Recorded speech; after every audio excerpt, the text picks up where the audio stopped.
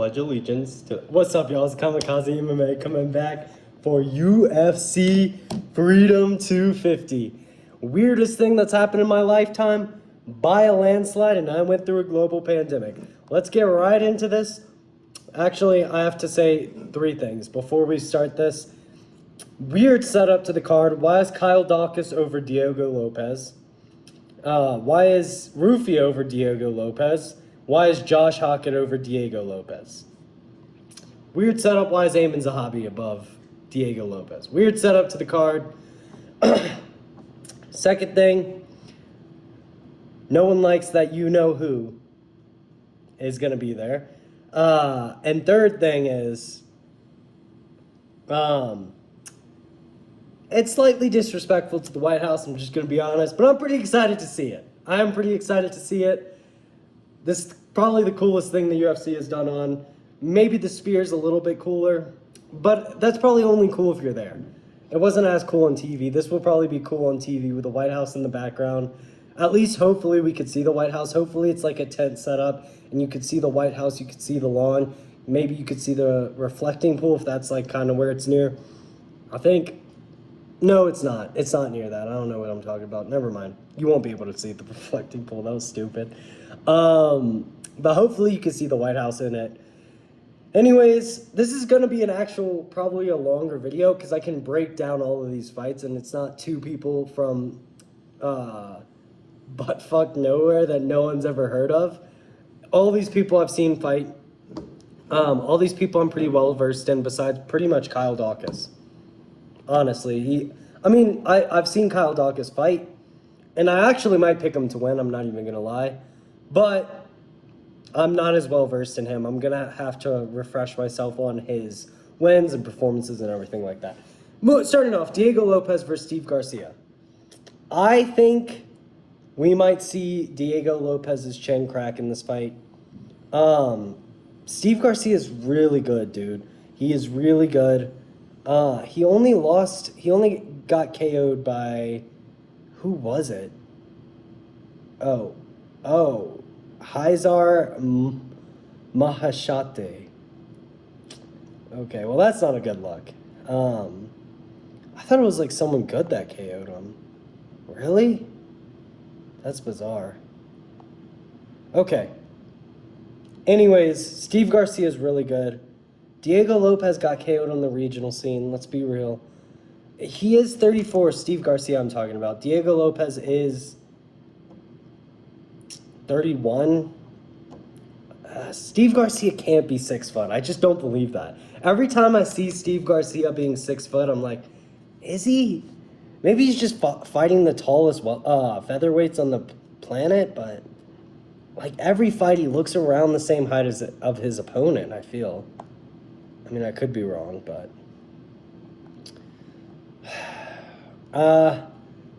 I'm leaning Steve Garcia. I don't know why. I just really, really have a sense that Steve Garcia is going to put Diego Lopez out. I think it's just because Steve Garcia is, you know, pretty solid in his technique. He's pretty tight. He's pretty there. Like, you're not going to really catch him. People don't really catch him anymore. I mean, he's gotten caught once in the UFC, yeah. Diego Lopez hasn't really shown anything to me. I mean, he beat Gene Silva with a spinning elbow. But that's kind of like Aaron Pico losing to, after winning against Lerone Murphy. He got caught with a spinning elbow. It's just like, that kind of just puts people out. And it wasn't like he went flat. He got flatlined. Just some ground and pound shots. Wasn't an early stoppage. I used to kind of think it was, which was kind of stupid. I just like Gene Silva, man. I think Gene Silva's the best featherweight on the planet. Diego Lopez beating him is a good sign, but Gene Silva was fighting like a bat out of hell, dude. Gene Silva's not fighting like Steve Garcia is, where Steve Garcia is going to be patient, jabbing him up, has a longer reach if I'm not mistaken. 3 inches in reach, 2.5, 3 inches in reach. Gonna be jabbing him up, hit him with some cross, hit him with some leg kicks. Diego Lopez, I don't think he does well when someone's not fighting crazy against him, or if he can't fight crazy against someone. I think Steve Garcia is going to pull this one through. I don't think Diego Lopez is top 4 featherweight. Do I think Steve Garcia is? I didn't think about that. Do I think Steve Garcia? I think Steve Garcia would have a competitive fight with Gene Silva. I think he'd lose, but I think it's a stylistic matchup, and I'm gonna pick Steve Garcia by late 3rd round TKO, possibly a decision, but I'm gonna lean late 3rd round TKO. Steve Garcia is gonna get the dub. Is Steve Garcia American? Albuquerque, yeah. I'm going for the American. Rootin' that he pulls it out. Rootin' tootin' American. I think Steve Garcia is going to get it done by 3rd round TKO. And I'm not picking that because he's American and I want him to win. I'm picking that because I just, the way he fights versus the way that Gene Silva fights is night and day. And Diego Lopez doesn't do well against people who can jab him up. I mean, we saw that with Volkanovski. Volkanovski has a pretty long reach for his body, and Diego Lopez could barely touch him. And Volk's like 5'4", 5'5", 5'4". Like, Volk is tiny comparatively to 6 foot jabbing up Steve Garcia. And typically I pick the shorter person to win a fight, especially if they have power, which he does. But I just think Steve Garcia is going to stay safe for the remainder of this fight, and if he gets caught, I do see him getting dropped, actually. I do see him getting dropped in this fight, working his way back up, maybe losing the 2nd round, 29-28 decision, or finding a TKO in the 3rd. That's what I'm picking. Moving up to Kyle Daukaus versus Bo Nickel. Kyle Daukaus has only lost to Roman Dolidze, and Phil Hawes and Brendan Allen. It's not terrible. Phil Hawes is a bad loss. But he KO'd Michel Pereira in the 1st round. Like, that's crazy. And then he submitted Gerald Meerschaert. And this is his comeback. This is the last 2 fights he's had. He left in 2022. He came back in 2025. The last 2 fights he's had in 2025 were both 1st minute, 1st round finishes. He submitted someone who's really good at submitting people, and he KO'd someone who's really good at KOing people. What has Bo Nickel done? Knocked out fucking, what's his name? Like, what the fuck is his name? Rodolfo Vieira. He knocked out Rodolfo Vieira, dude. Whoa. Like, come on. Come on, dude. He got TKO'd by Rainer de Ritter from, like, cheesy old Gren knees. You're going, oh, I need you. Oh, I need you. And it's not like you know, like a Muay Thai knee. It's like a Dutch kickboxing, like, slow as fuck knee. And then, I mean, he fucking submitted Jamie Pickett. He knocked out Val Woodburn. And he submitted Cody Brundage, dude. He decisioned Paul Craig. Dude, he went to decision with Paul Craig, dude. It's real high level. Bro. If you're not knocking out Paul Craig, dude, you're never becoming champ. I'm sorry. And I think Bo Nickel's probably going to win this fight. But I really want to pick Kyle Daukaus to knock his fucking legs out. But I don't think if you can't knock out Phil Hawes, you're probably not knocking out anyone, bro. Besides Michel Pereira, I guess. Ah, shit. Dude, Phil Hall's nickname is No Hype. That is a terrible nickname. Or terrible whatever it's called.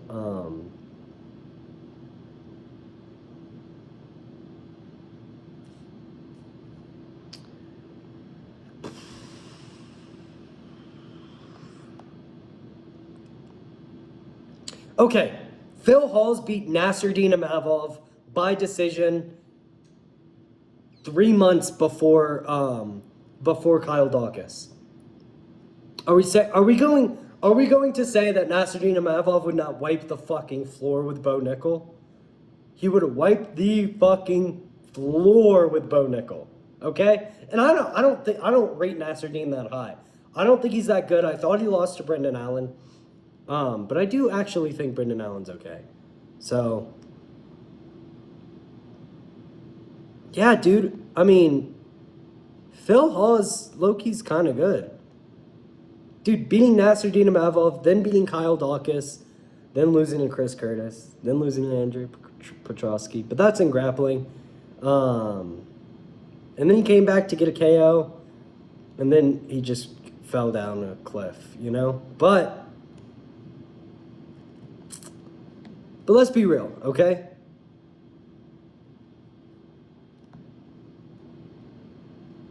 Dude, fuck it. Fuck it. I don't see any reason why I shouldn't pick this. I think Kyle Dawkins is going to win. I think the grappling is clearly in a benefit to Bo Nickel. By grappling, I mean the wrestling. And so Kyle Dawkins won't be able to take it to the ground. But Kyle Dawkins is a dangerous grappler. And so if Bo Nickel tries to take him down, he can get submitted.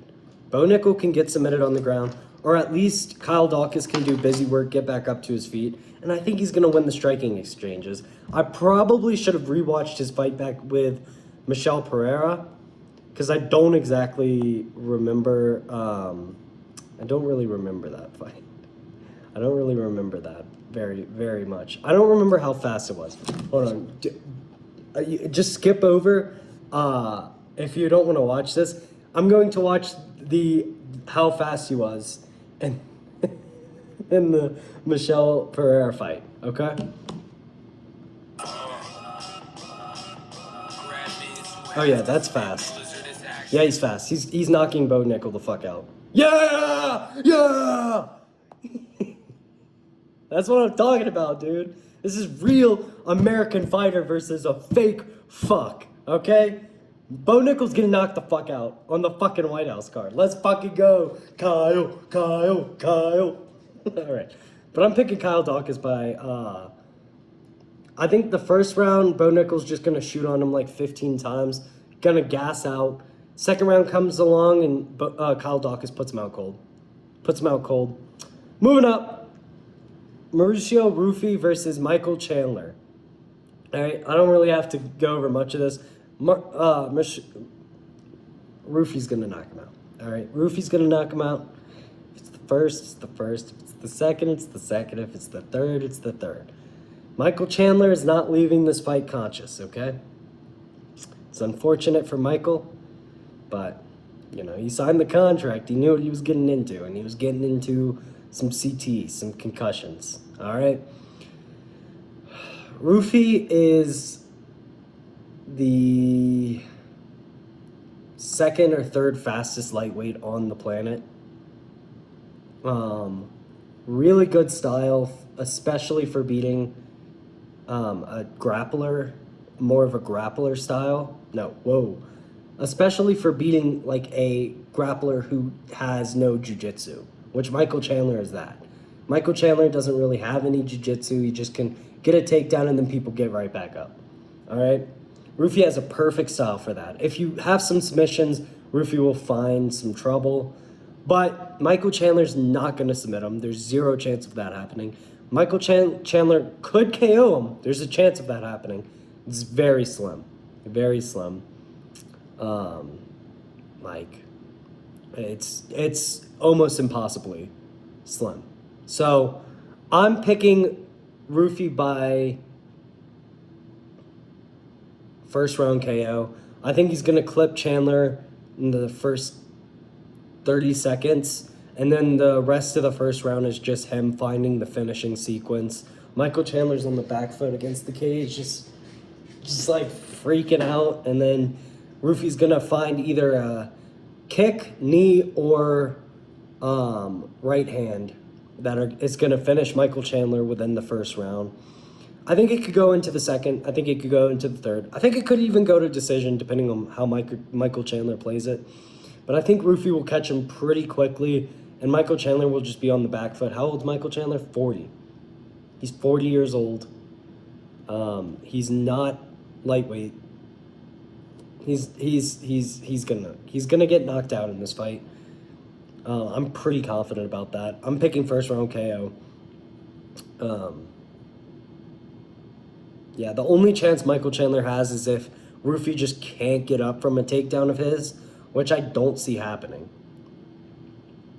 I don't see Michael Chandler holding anyone down in lightweight. Oh, or any weight class for that matter. Maybe welterweight. Maybe there's a couple of welterweights I could see him holding down. But featherweights, he can't. He's not holding any of those guys down. Bantamweights, he's not holding any of those guys down. So I don't see him holding them down. That's the only chance Michael Chandler has, and he's not going to do it. So Rufy's going to easily win this one. This is by far the easiest fight to pick, I think. I mean, I'm picking two underdogs, so two probably huge underdogs too. But Rufy's a lock. He's probably at what, a minus 5 million? Like, Michael Chandler has zero chance in this fight. Moving up, Josh Hokett. Josh the Hawk Tua guy. That was a bad joke. I apologize. That was a bad joke. Josh the Hulk Hawkett versus Derek Lewis. Derek Lewis is gonna get KO'd. Derek Lewis is gonna quit. We don't know when. We don't know how. Derek Lewis is gonna quit. 41-28. Derek Lewis is gonna quit. I'm just gonna keep reminding y'all that Derek Lewis is gonna quit. Derek Lewis's ape index is fucking insane. 6'2" with a 79-inch reach is crazy. That's a crazy ape index, I just gotta say. Maybe it's not. Hold on. I'm actually 6'2".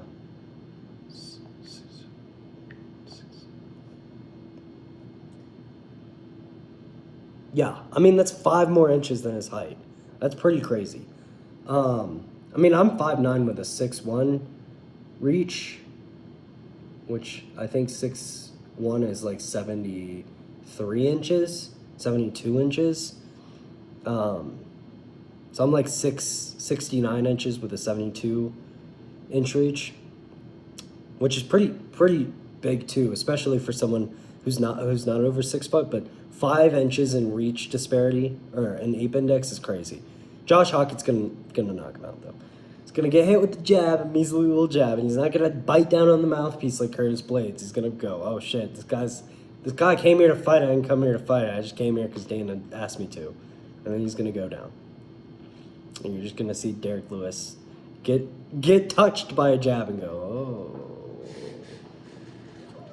oh, I don't want to be a part of this anymore. Yeah, honestly, I'm pretty high on Josh Hawkett. I don't think he's like gonna be the heavyweight GOAT or anything, but I'm pretty high on him. I think he has a pretty big chance to win the heavyweight belt. Honestly, I think as long as Tom Aspinall doesn't return, I think that's the only guy I really see beating Josh Hawkett. I think that he'll probably beat Cyril Gane on the grappling. He'll probably beat Alex Pereira on the grappling and just his tenacity. Because people, when they fight Pereira, are either like, oh, shoot, I really have to grapple this guy, or oh, shoot, I really want to just knock this guy out. Josh Hawkett will be more in the middle and find a perfect balance of the tenacity of being like, I need to take this guy down, and I want to knock this guy out. He has a chance. I'm not saying that I would pick Alex Pereira to beat him, but he has a chance is what I'm saying. I don't think Derek Lewis is that good. I don't think Derek Lewis beats anyone in the top 5, top 10, maybe even top 15 heavyweight. Definitely not top 5. I'm blanking on a lot of the heavyweight names right now, but I mean, all Derek Lewis has, what does Derek Lewis have anymore? Who has he fucking beat in the past, 18 years, dude? Lost to Waldo Cortez Acosta because he quit. Oh, Talishan Teixeira. Oh, yeah, that's right. Rodrigo Nascimento. Yeah, name one opponent Rodrigo Nascimento's had besides Derek Lewis. Name one. You can't. Let's see if we even can recognize one of these names, all right?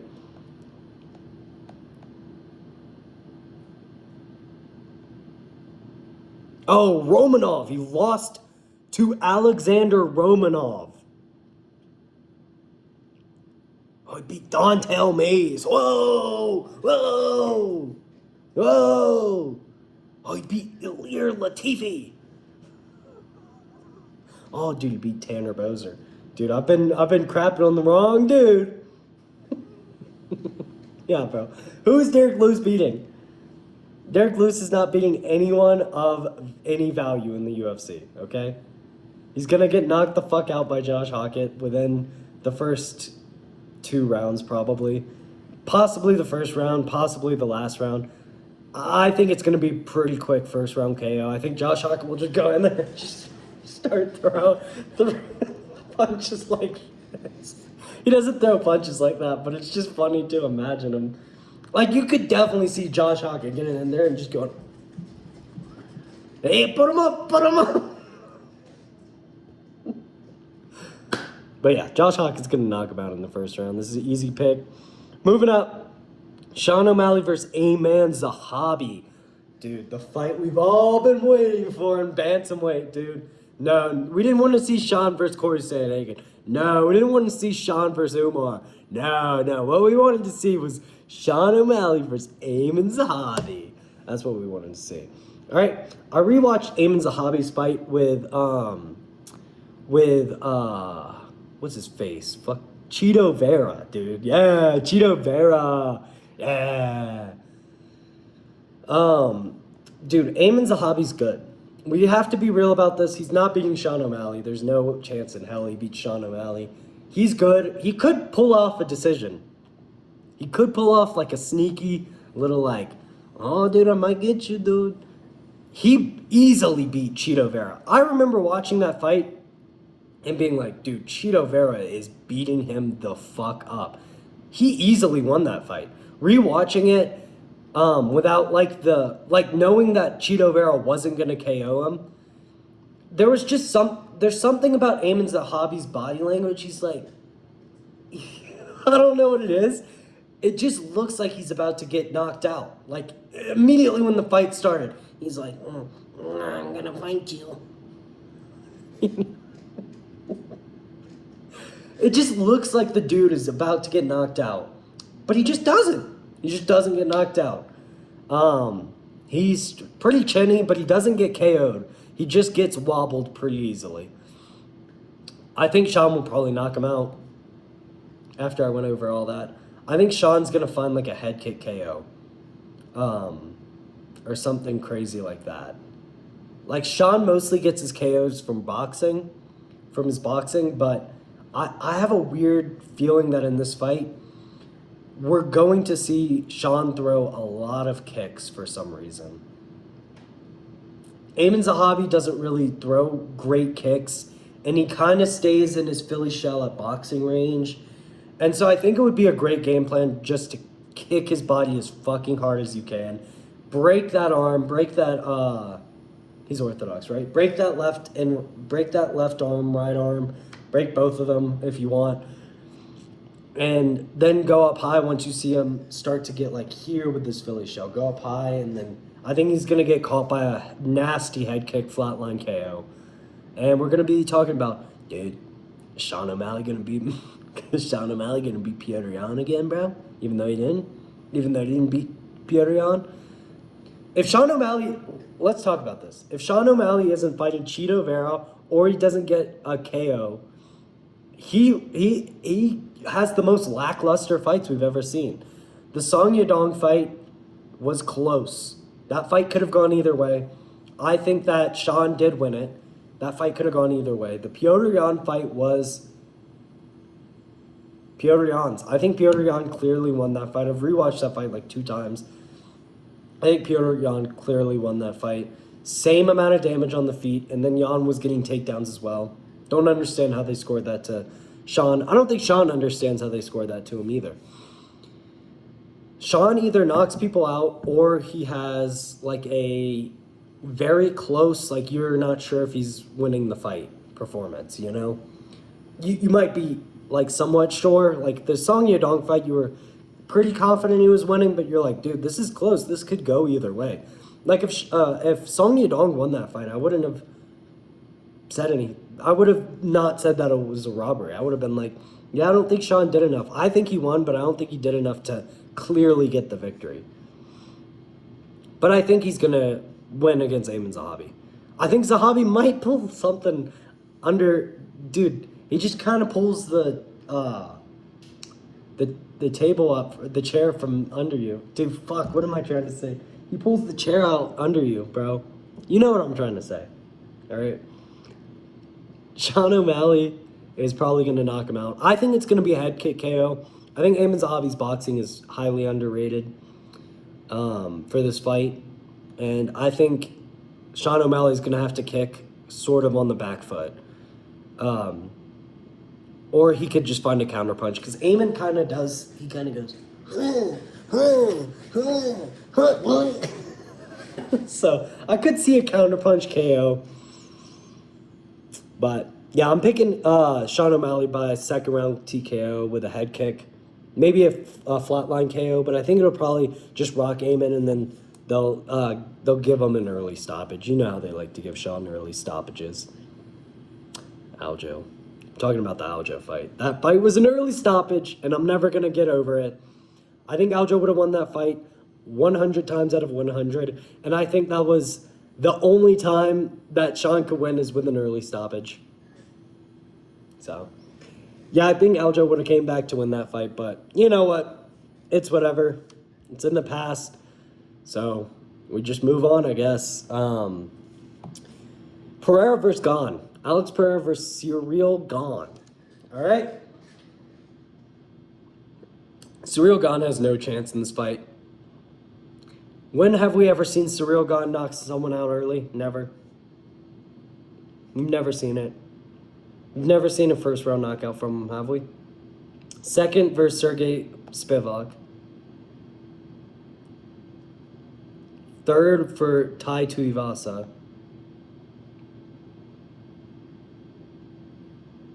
Third for Derek Lewis. I didn't know he knocked out Derek Lewis. That's cool. Second for Junior Dos Santos. That was back in 2020, though. He got a first-round submission against Rafael Posea.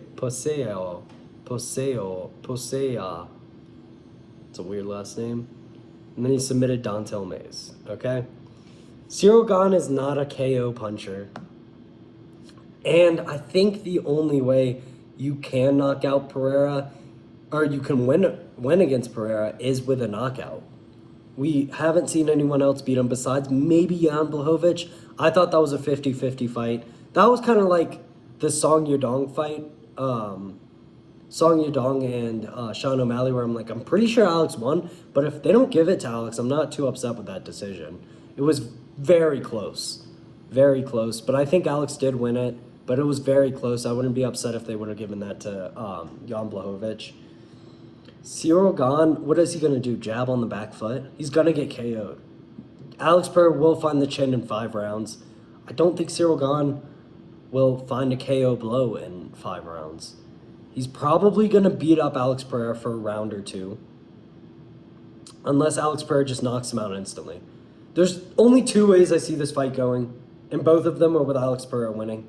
The first way is what I would kind of prefer. I mean, it wouldn't be as entertaining per se because it would be short. Is Alex Pereira just goes out there and starches Ciryl Gane. First jab Ciryl Gane throws, because he kind of throws his jab with his right hand low. Left hook over, fight's over. That's kind of how I see it going the most, because when he throws his jab, his right hand is really fucking low. And if Alex just goes boing, out. Ciryl Gane's out. There's no contest. Nothing happened. Alex Pereira is the greatest fighter of all time. If that happens, we are living in such a cool era of MMA. I just have to go off on a tangent. We have 3 fighters currently who are the 3 best fighters of all time. Okay? We have Alex Pereira. If he wins this fight, he's the best fighter of all time. We have Islam Makhachev, who's currently the best fighter of all time. And then we have Ilya Topuria, which if he wins this fight, he's not the best fighter of all time. But if he wins 2 or 3 more, he could be. If Alex Pereira retires or loses after this fight, or loses this fight, and Ilia Topuria beats someone at welter, if he becomes the first triple champ, if Ilia Topuria becomes the first triple champ, he's by far the greatest of all time. If he beats 2 or 3 more guys at lightweight, he's probably still the best of all time. If Islam beats Ian Gary and Michael Morales or Carlos Prates, he's probably cemented as the greatest of all time. If Alex Pereira wins this fight, he's currently the greatest fighter to ever exist. GOAT list, all-time GOAT list. John Jones is not in the top 5 anymore. We have to get over it, okay? We have to. I'm gonna make another video. I think I've already made a video about this. I have to make another video. John Jones is not a top 5 fighter of all time. Maybe if Cyril Gane wins, he'll get resurrected into the top 5 of all time. But he's really not, okay? He has no all-time wins besides Daniel Cormier. And he tested positive for the fight he clearly won against him. Or the fight he knocked him out in. He tested positive. So it's not even a real win. He doesn't even have real wins over people. Like, his best win outside of DC is Gustafsson. Who is Gustafsson beat? Glover Teixeira? That's like the best win on Gustafsson's whole resume. So I don't think John Jones is a top 5 fighter of all time. I mean, honestly, Volk is probably 5. We have Volk at 5. We have, I'm not sure who's at my 4. We have Alex Pereira currently at 3, Ilia Topuria currently at 2, and Islam currently at 1. Who would I put in the 4 spot?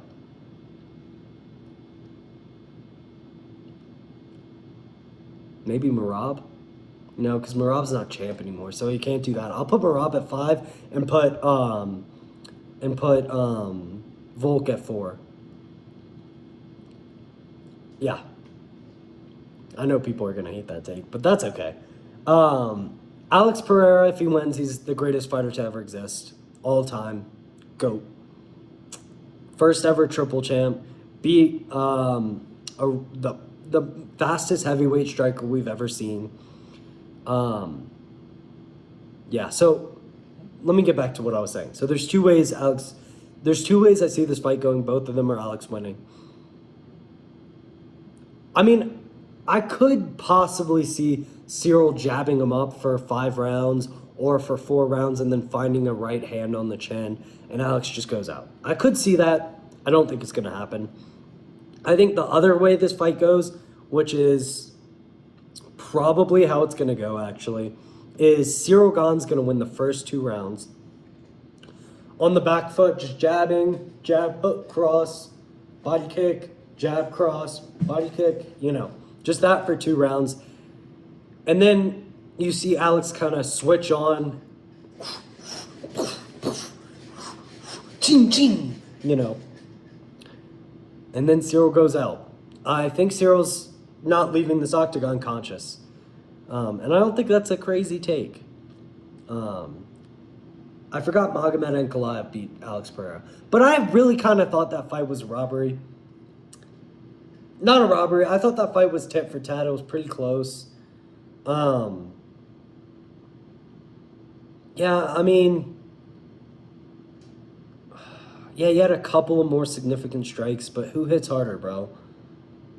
Like, who hits harder? Let's be real, okay? Let's be real about that. So, I mean, I guess there is a blueprint to beat Alex Pereira by decision, which is kind of jab with his straight shots, Cyril Gane's...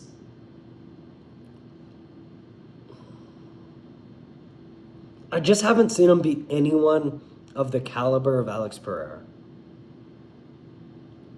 I haven't seen him fight anyone at the caliber of Alex Pereira,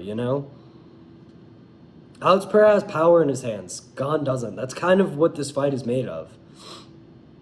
Magomed didn't really have power in his hands either, but something seemed really off with Alex Pereira that night too. Even though I thought it was a tit for tat and it could have gone either way, it was a boring fight and not much happened in it. Neither guy really threw too much. Cyril Gane's getting knocked out, and I'll say my official pick is third round TKO. But I think he could find it in the first as well. Moving up to the main event. Ilia Topuria versus Justin Gaethje. All right. Now, obviously, Ilia Topuria wins this fight 99 out of 100 times, right? But the blueprint to beating Ilia Topuria's kicks. Justin Gaethje has overrated leg kicks. We all know that. His kicks are not that good. They're the most overrated kicks in the entire world. But he does have a head kick KO. And the head kick was set up really, really perfectly. Ilia Topuria's weakness is kicks. That's his weakness. Body kicks, leg kicks, head kicks, that's his weakness. If you just kick at Ilia Topuria, you don't get clipped on your chin, you probably will beat him. Max Holloway was winning. That was a 3-round fight, if I'm not mistaken. Max Holloway won the first 2 rounds, if I'm not mistaken. I believe he won the first 2 rounds of the Ilia Topuria fight.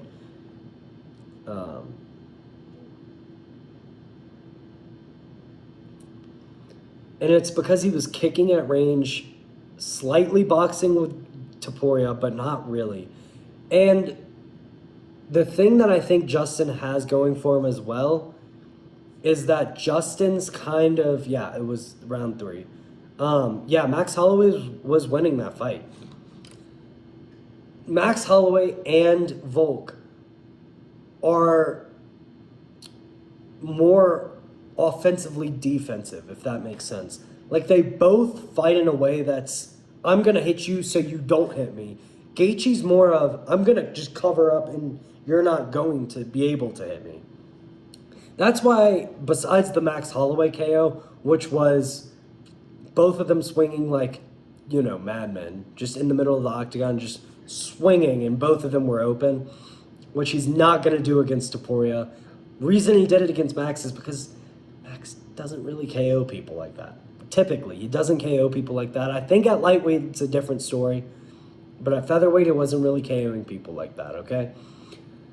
So Justin was like, yeah, sure, I'll open myself up and throw with you. This is the only chance I have to win this fight. You've been pinning me around for 5 rounds.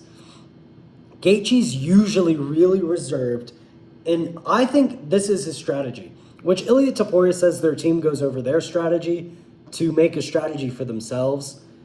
So if Ilia Topuria already knows this, it's kind of going to be easier, because I think he could leg kick I think he could out leg kick Gaethje. But I think Gaethje should start with leg kicks. Start the first round, leg kicks, back up, just cover up, leg kick body, cover up, just stay covered, stay long. Don't let Topuria get near you. Circle around. If you hurt Topuria with a leg kick, pounce on him. Immediately pounce on him. Start backing him up against the cage. Then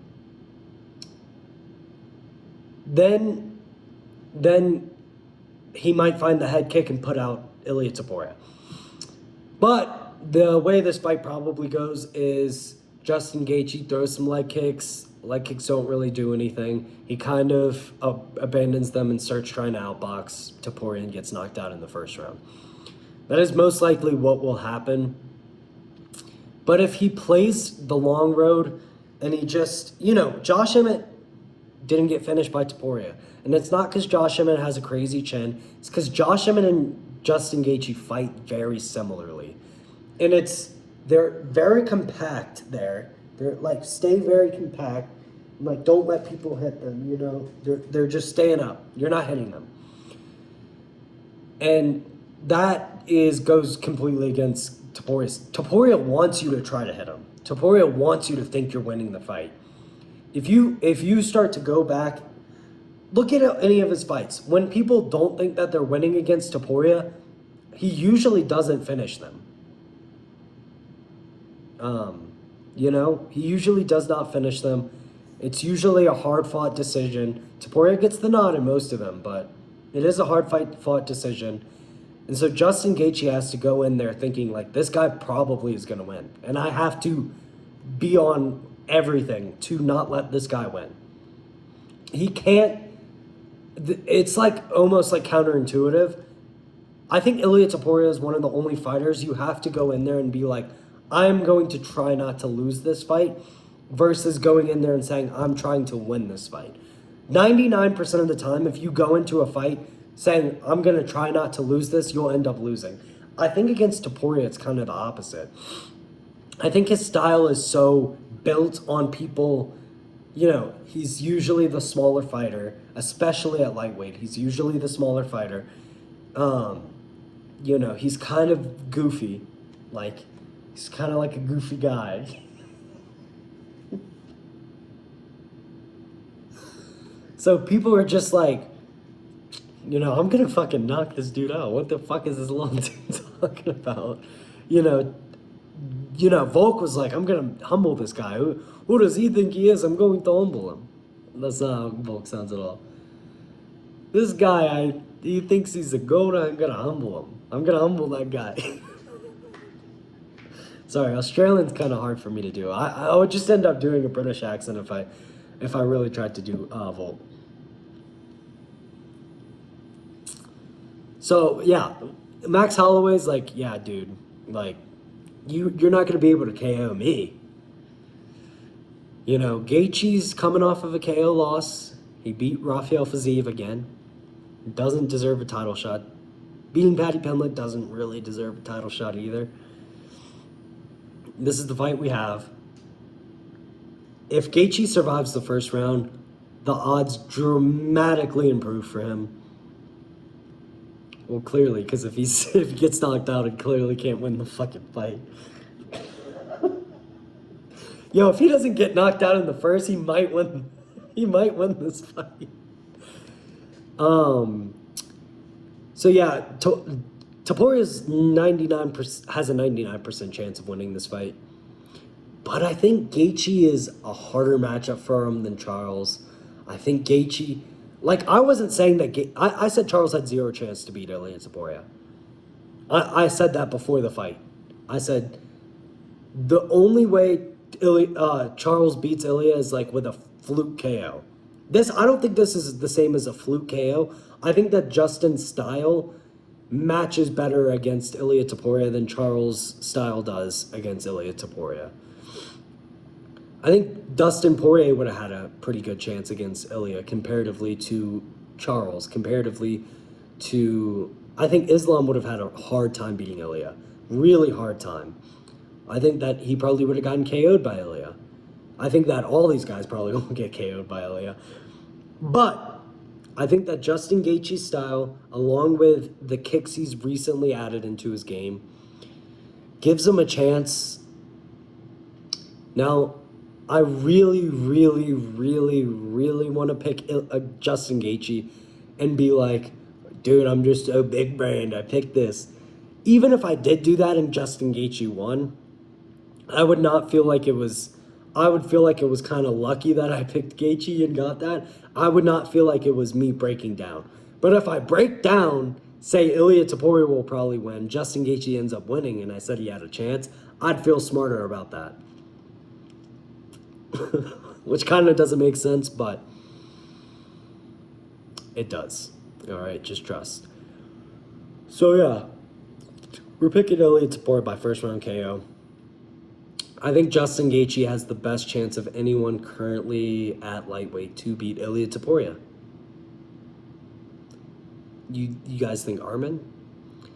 Let's think about that. Wait, what's his name? Arman Tsarukyan, that's his name. Let's think about that for a second, all right? Went to basically a split decision. I don't think it was a split decision with Charles Oliveira. Took 2 rounds to finish Dan Hooker. Lost to Mateusz Gamrot. How were we picking him to beat Topuria? Oh, grappling, brother. He got grappling. Yeah, Charles Oliveira is a better grappler than Arman Tsarukyan. Sorry, he's a better grappler than Arman Tsarukyan. Ilia Topuria made it look like Charles was the bad grappler in that fight. Okay? Arman has no chance against Ilia Topuria. Let's be real. He's got no chance. Justin Gaethje has the best chance to beat Ilia Topuria. And it's with a head kick. Or a body kick. I could see a body kick dropping Ilia Topuria. I feel like Ilia Topuria is probably pretty weak to the body. I don't know why. I haven't seen Ilia Topuria get weak to the body, but I have a sense that he's weak to the body. There's just something about, like, the you know, his smirk, dude. His smirk is a weak to the body smirk. Yeah.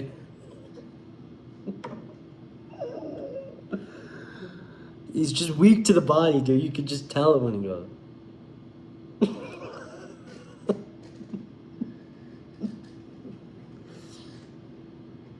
I'm weak to the body. You know what I'm saying? Ilia Topuria is getting knocked the fuck out on the White House lawn. That would be awesome. That would be awesome if Justin Gaethje knocked out Ilia Topuria.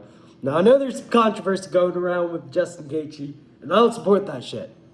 I don't know exactly what he did, but if he's affiliated with you-know-who, then I'm not affiliated with him. But everything I saw wasn't really like that.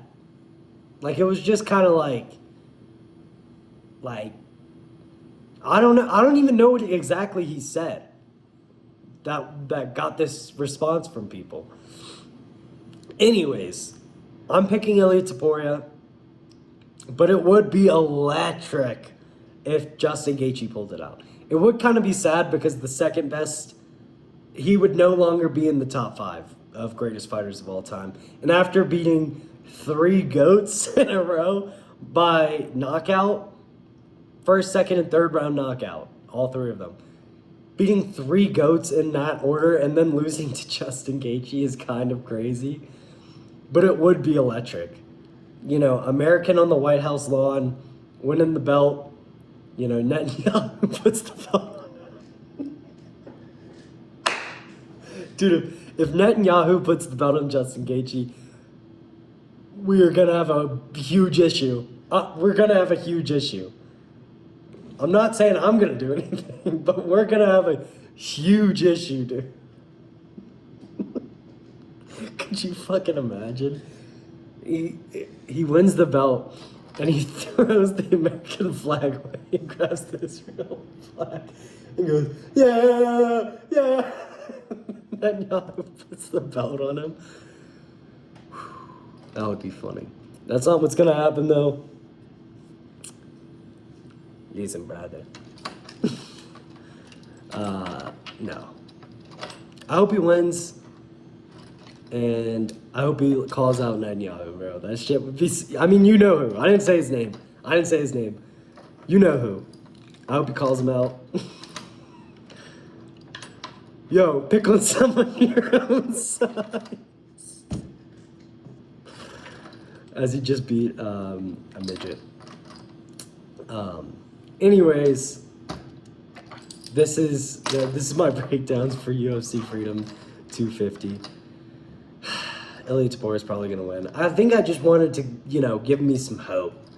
I do think I do unironically think Justin Gaethje has the best chance to beat Ilia Topuria of anyone at lightweight. I think there were some featherweights that would probably beat Ilia Topuria, but at lightweight, dude, lightweight sucks, dude. Lightweight sucks. You can't name 5 good lightweight fighters, bro. You can't. They don't exist, dude. It sucks.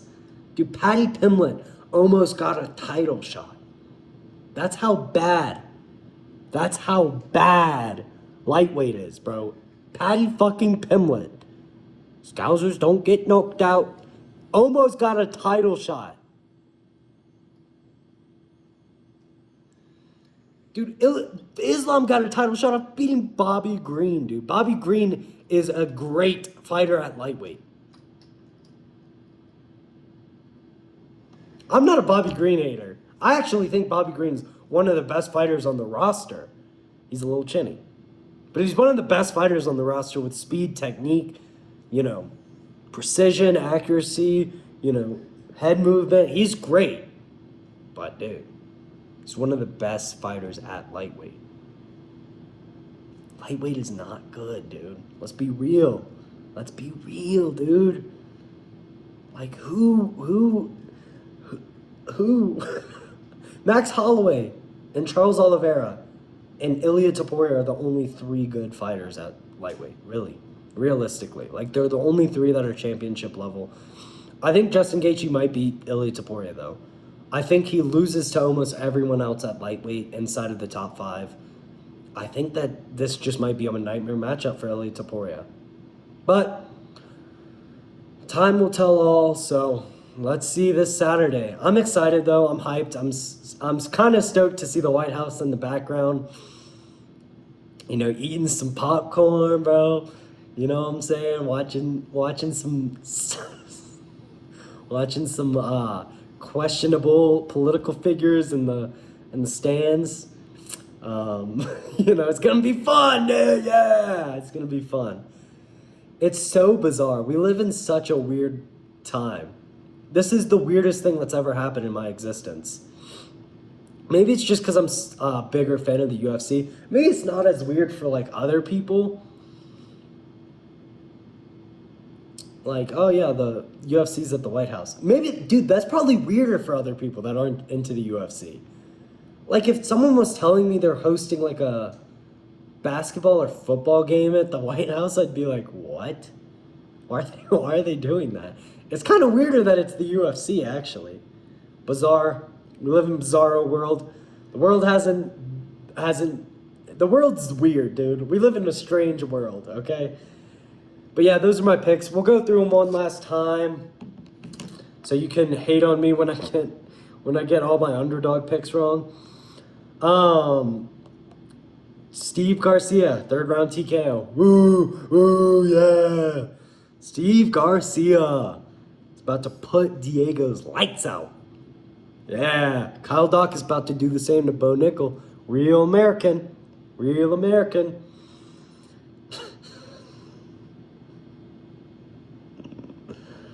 Yeah, I'm picking Kyle Dawkins and Steve Garcia. Kyle Dawkins, I'll pick him by 2nd round TKO. I think Bo Nickel will grapple in the first, kind of lose the grappling a little bit in the second. Maybe not grapple at all and get knocked down in the first, but Steve Garcia find it in the 3rd after jabbing up Diego Lopez. Rufy's going to KO Michael Chandler in the 1st round. Josh Hockey KOs Derek Lewis in the 1st round. Sean O'Malley knocks out Eamon Zahabi in the 1st round. Alex Pereira knocks out Cyril Gane.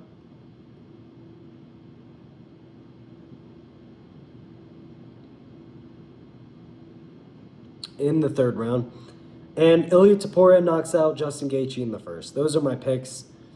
Now, there are some caveats, but those are my picks. Peace.